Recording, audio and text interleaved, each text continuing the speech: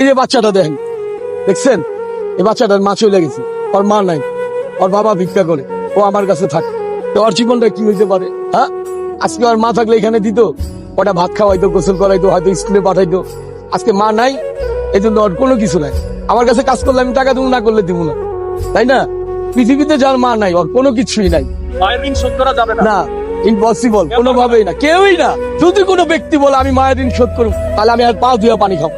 আপনি 1 মাস পারে আপনার পেটে একটা পাথর বাঁধেন তো 5 কেজি, হ্যাঁ, আর ওই বেটি 9 মাস থাকে, এই পাথর নিয়ে খায়, ঘুমায়, সবকিছু করে, আরেকটা বাচ্চা মানুষ করে। আপনারা কি মেয়ে পাগল হয়ে গেছেন? মার সাথে তুলনা দেন? আমি বিশ্বাস করি না, আমার গলায় চাকু ধরলেও আমি বিশ্বাস করি না যে একজন মায়ের চেয়ে ভালোবাসতে পারে কোনো মানুষ আছে পৃথিবীতে।